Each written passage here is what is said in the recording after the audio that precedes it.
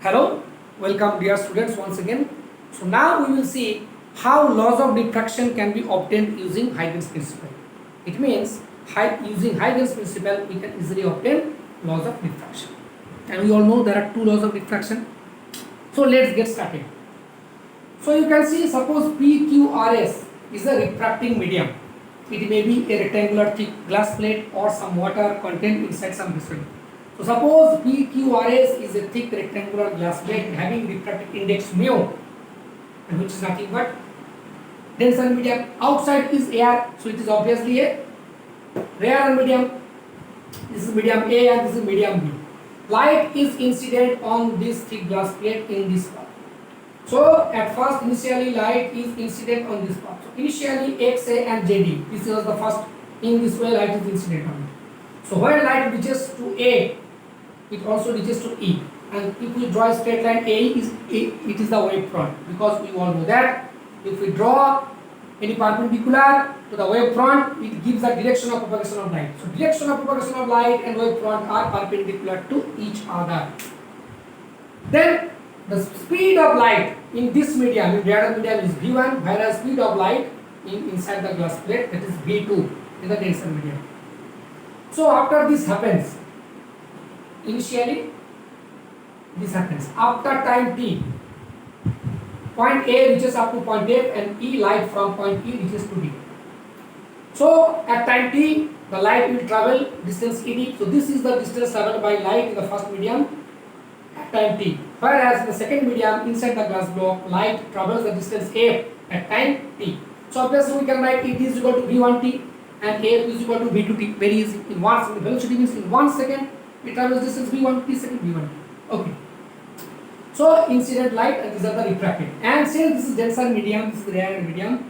So since light is traveling or suffering refraction from rarer to denser medium, so the refracted ray bends towards the normal. Now we have drawn the normal. Okay. Then on this ray F, then if we draw a tangent, then again we draw a straight line FD. It will also represents a wave front, isn't it? Another wave front in the second medium. So now let's give name. This is X, Y normal. We have drawn Y A, Y dash. Okay, Z E, and this is D. Now let's give the name of the angles. Now this is angle of incidence I. This is angle of reflection R. Okay.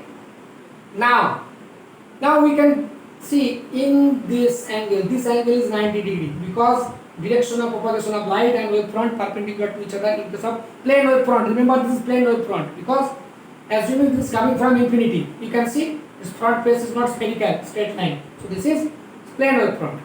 So this angle plus this angle is 90 degree, means angle XAY plus angle YAE is equal to 90 degree. Okay. Again in this angle YAD, because this is normal, again this angle plus this angle is 90 degree, means YAE plus EAD is equal to 90 degree. In both we can see common YAE, YAD, that is this angle is common. This angle 90 degree, this angle is 90 degree, cancel. So this angle is equal to this. Both are angle of incidence. So we can write angle XAY equals to EAD equals to I. In the second medium, again we are getting two right angle triangle. One is this Y dash AD. So in this rectangle, right angle triangle, this 90 degree, because this is 90. So we can write that is Y dash AF, isn't it? Y dash AF, isn't it? This angle is 90 degree, clear? This angle is 90 degree, which is nothing but this angle plus this angle. So Y dash AF plus DAF, this angle 90 degree. Again in this triangle, right angle triangle, this is 90 degree, isn't it? Since this is, I have drawn a perpendicular.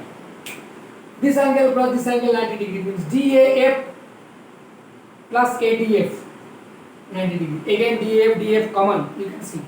This angle plus this angle 90 degree, this angle plus this angle equals to 90 degree. This angle common.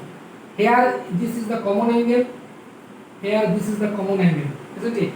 So we can write this angle equals to this angle, which is R. Y prime AF is equal to ADF is equal to R.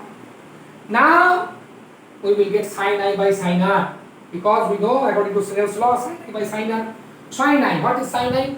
It is XAY. We have got XAY by sin R, that is y prime AF. But already we have got x and y equals to EAD. So in place of x and y we can write sin EAD.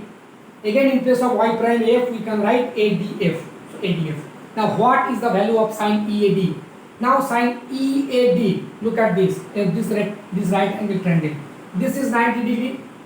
Here 90 degree, both are, this is 90, this is 90.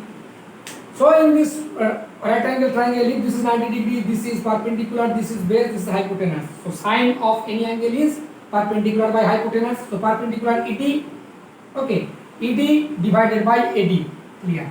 Again in case of sine ADF, again in case of ADF, this triangle rectangular, this is 90 degree, okay. So this is perpendicular and this is hypotenuse. Hypotenuse is common, we can see. So AF divided by, isn't it? ED by AD, AF by AD. Now if we put the value here, sin EAD equals to ED by AD divided by sin ADF, AF by AD. So AD will just in the numerator. Cancel AD. So you have got AD by ED by AF. We can write DE by AF also. Okay. What is the value of DE or ED? Look at this. It is equal to V1T. What is AF? AF is equal to V2T. ED cancel V1 by V2, which is VA by VD. Then remember the Snell's law, that is sin I by sin R equals to mu2 by mu1 equals to V1 by V2, isn't it? So we can write sin I by sin R equals to V1 by V2 is equal to 1 mu2. It is nothing but mu2 by mu1, which is called refractive index of second medium with respect to first medium, which is nothing but Snell's law. So we have proved, we have already obtained. This is nothing but Snell's law. Whatever is happening in the same medium, which is the first law of refraction. So in this way, using Huygens principle, we can easily obtain Snell's law. Clear?